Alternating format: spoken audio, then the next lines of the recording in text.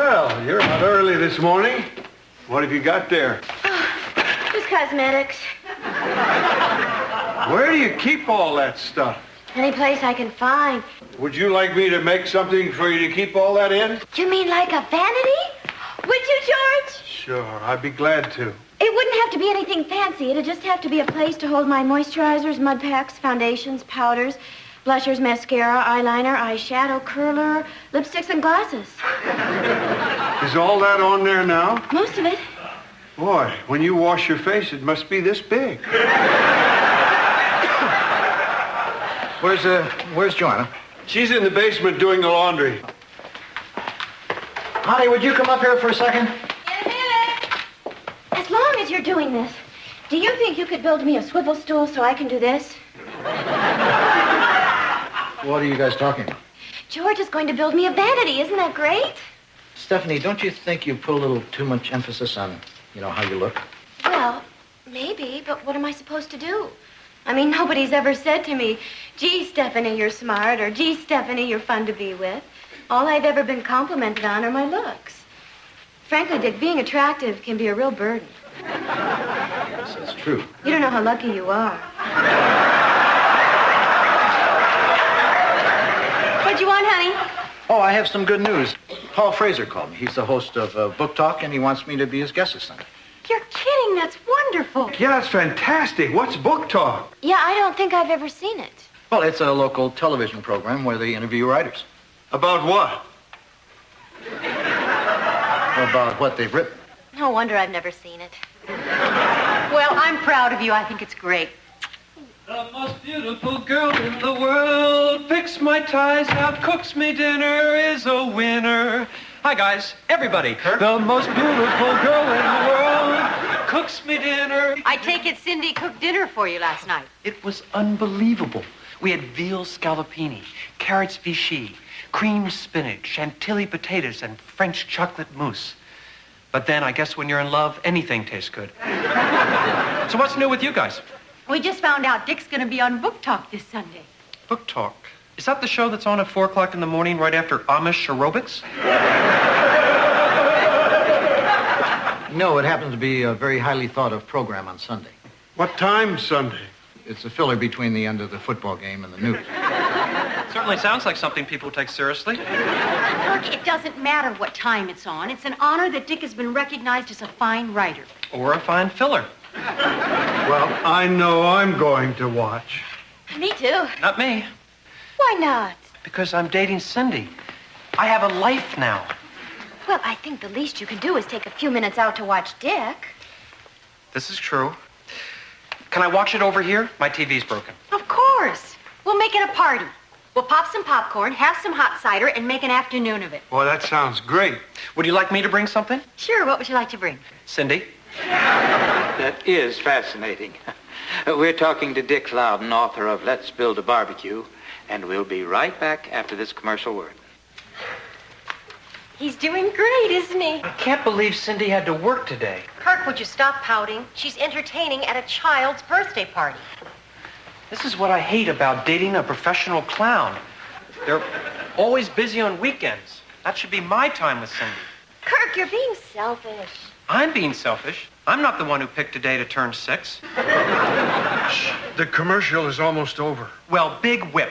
Kirk, if you don't want to watch, why don't you just go home? No. If I stay here, at least I know there's someone more bored than I am. Who's that? The guy who's talking to Dick. Welcome back. We're talking to Dick Loudon, author of Let's Build a Barbecue, which you can pick up at your neighborhood bookstore. No, it's not in the bookstores. It's in the hardware stores. Oh, Locally, it can be found at Handy Sam, the hardware man. Thank you, Dick. You've been a wonderful guest. I'm sorry the game ran long and we didn't have more time to talk. Well, you know what they say, sometimes a man says more when he doesn't say anything. Oh. So true, so true. Well, that closes the cover on another Sunday afternoon. This is Paul Fraser for Book Talk saying, keep reading.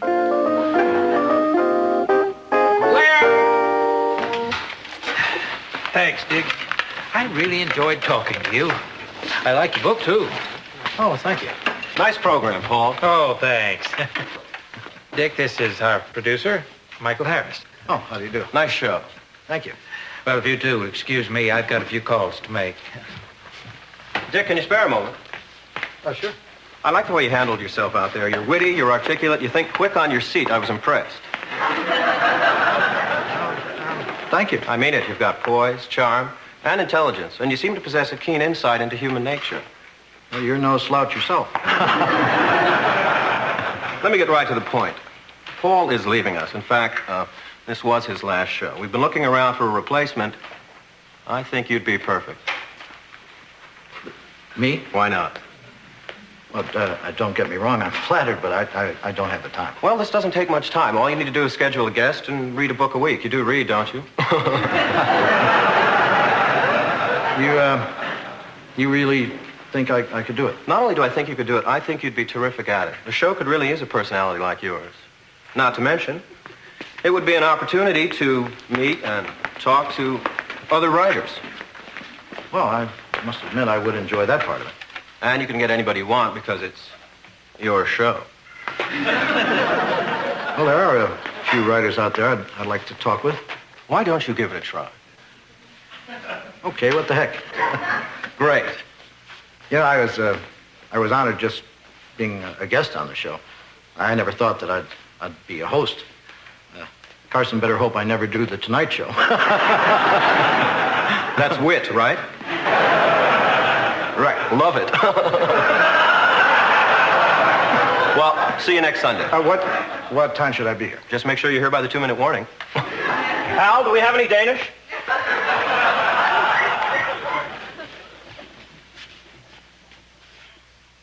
Do you want me to pick up anything on the way? Okay, well, I'll see you in about 20 minutes. Bye-bye. Oh, hi, Dick. Something I can do for you? I just came over to say I was sorry to hear that you're leaving. What? Oh, my God.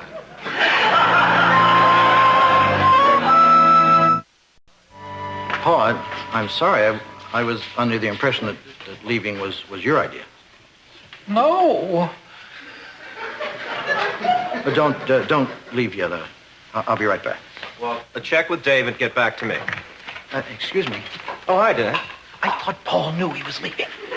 You didn't tell him, did you? Yes. Ooh. How'd he take it? He's crushed. Who wouldn't be?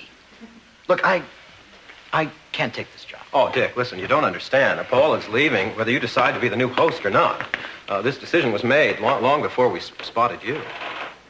Yeah, but still. He's been here 15 years. I think they just feel it's time for a new face. Look, it's not even my decision. This comes straight from the president. Of Channel 8, I mean.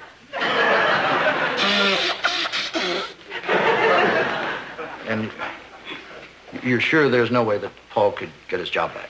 Dick, they're already out there scraping his name off the parking space. Believe me, you're not squeezing anybody out. You're filling a vacancy. I still don't like the idea. But you will do it? I guess so. Terrific. But I'm dedicating next week's show to Paul. That's a super idea. See you next week. Elliot, you're a literary agent. You must know some authors. It's not Timbuktu, it's Vermont. Well, I don't care who you get, just get somebody. Nobody wants to do the show. I thought you were going to get Norman Mailer. I was. He turned me down. You talked to Norman Mailer? I talked to his agent's secretary. She turned me down. I mean, honey, the only reason I took this job was to meet and talk with authors. I thought they'd be as excited as I am to be on the show. Well, what are you going to do? I'll just hope Elliot can come up with somebody. If he doesn't, I may wind up interviewing myself. Well, is there anything I can do to help? Can you write a book by Sunday? I have got great news. Guess who's going to sponsor your show? Oh, Lord. You would not believe how cheap it is to advertise on that program. I don't want to hear. Are you sure? It's funny. How are you doing this, Kirk? It's the perfect tie-in. The host of Book Talk is my neighbor and my best friend. You quit calling me your best friend? This is not the kind of program where you hawk hamburgers. Dick, I realize it's a classy show, but I intend to do a classy commercial. That's why I want Joanna to be my spokeswoman for the cafe. Me? Joanna? Honey, I really don't think we both have to be that surprised. I think you'd be perfect. You're the most sophisticated woman I know. I am? Yeah. What do you think, Dick? Well, honey, it's up to you, but, I mean, you really want to be seen representing a greasy, crummy cafe? What would I wear? Anything you want. Dick, I know you're worried that Kirk is going to do something embarrassing, but if I were there, I could make sure that didn't happen. Honey, I told you, if you want to do it, it's up to you. Well, okay. If everybody really thinks I'd be good. Great. We have to shoot the commercial on Sunday. Sunday's fine. Wait a minute. Neither of us is going to be here on Sunday. I better tell George and Stephanie. Oh, by the way, they say TV adds 10 pounds to you, so you might want to drop a few beforehand. Have you seen the producer of the show? Have a good show, Dick. Oh, hey, Michael, wait a minute. Where have you been? I've been trying to reach you all week. You never returned my calls. Didn't I? Sorry. What's the problem? Well, you never told me how hard it was to get guests. I mean, you said it'd take a couple hours. I've been on the phone all week calling people. Gee, I hope you got somebody. Yeah, I did. I don't know how good he is. I got him at the last minute. Well, what's his book? The Complete History of the Universe. Sounds good. What's the problem? This is it.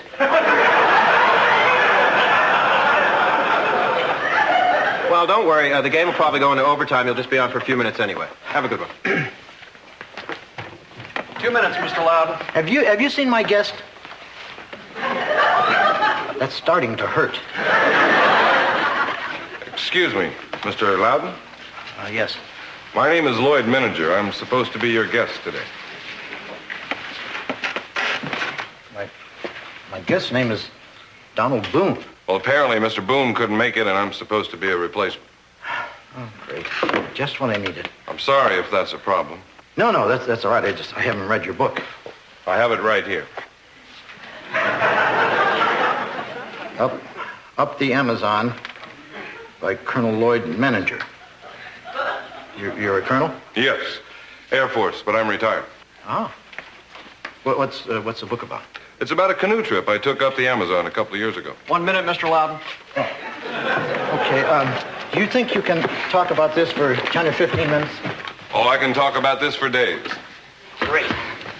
Thank you. Okay, I'll introduce you, and then I'll say, tell us about your trip, Colonel, and then you take it from there. Fine. Okay, when I give you your cue, read this. In 5, 4, 3, 2... Hi, I'm Dick Loudon, and this is Book Talk. For those of you who are used to seeing Paul Fraser sitting in this chair, I should tell you that Paul has decided to leave and go on to what I'm sure will be an incredibly successful career doing something else.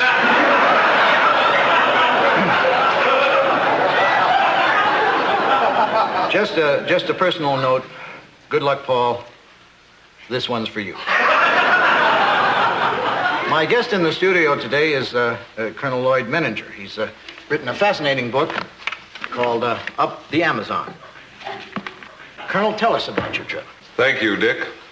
I've always been fascinated by stories about the Amazon. So when I retired from the Air Force, I arranged for some guides and canoes, and after months of planning, set out to travel from the mouth to the source of the Amazon. The whole trip was a medley of pain and pleasure. And why is that, Colonel? Well, there were times the mosquitoes were so thick we couldn't see each other. And sometimes the air was so heavy we felt we were drinking it instead of breathing it. And yet, the sheer spectacle of those deep green rainforests, unspoiled by any man, was worth every inconvenience. Now, did you get to the source of the river? Not quite, Dick. About 5 months into the trip, we decided to explore a tributary hundreds of miles from any civilization. A day or two into this side trip, we pulled the canoes over to the bank and decided to do some exploring on foot. We walked for several miles when we came upon a clearing in the jungle that had some of the most breathtaking scenery I think I've ever seen. Well, why don't you tell us about it, Colonel? Well, Dick, it was a beautiful primeval valley filled with hundreds of varieties of exotic vegetation, and perhaps most amazing, a herd of prehistoric dinosaurs.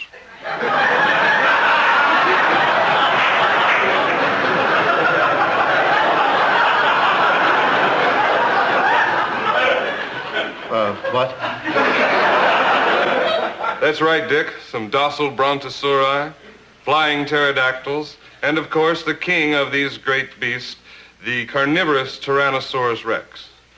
Needless to say, we were shocked. Amazed. Simultaneously amazed and terrified, we were torn between running for our lives and running for our cameras. Are you trying to tell us that you found dinosaurs in South America? Correct, Dick. Of course, I would not be making these claims without documented proof. I have here an actual, unretouched photo clearly showing the existence of these giant reptiles.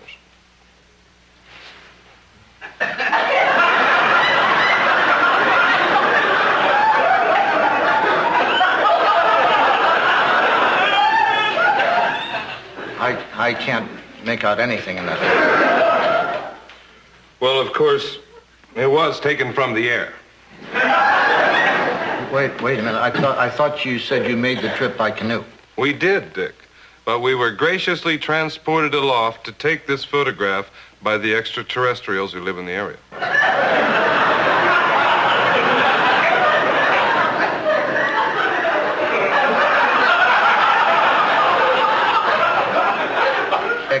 Extraterrestrials. That's right. They are actually ball-shaped and communicate through telepathy.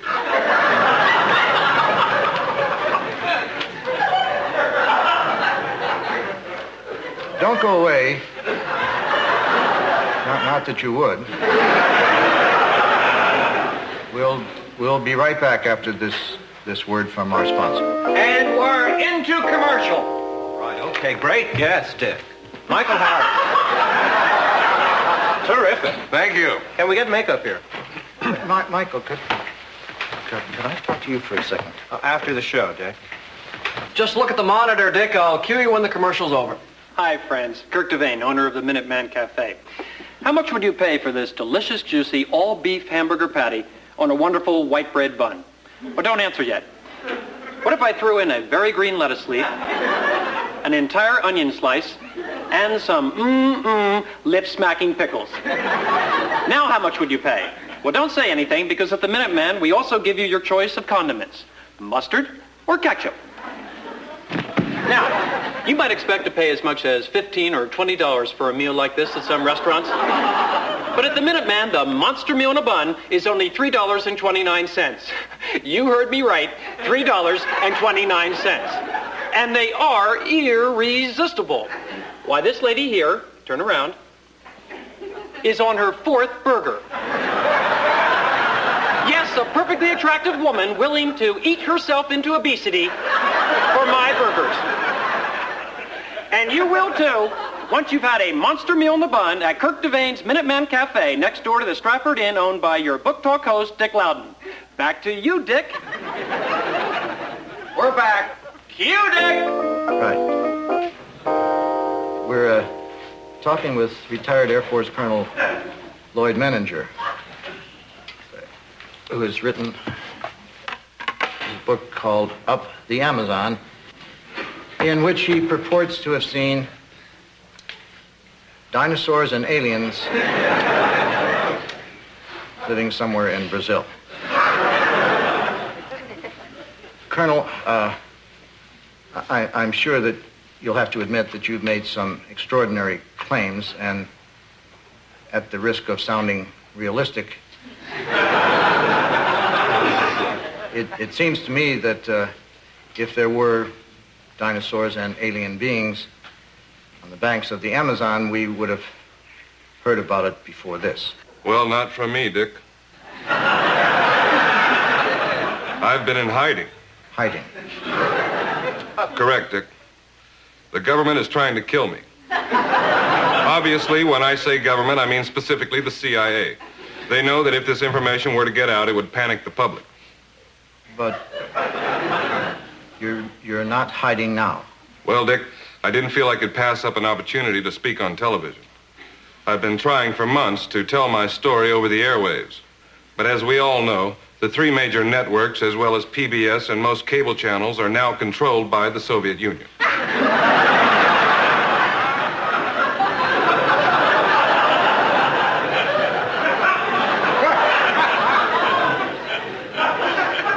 Okay, I'm afraid that's all the time we have for today. 4 more minutes, Dick. Not from me, pal.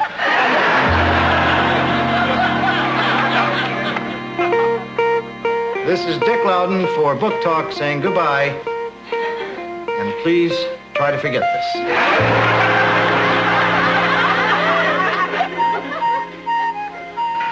And how long have you been in the KGB, Dick?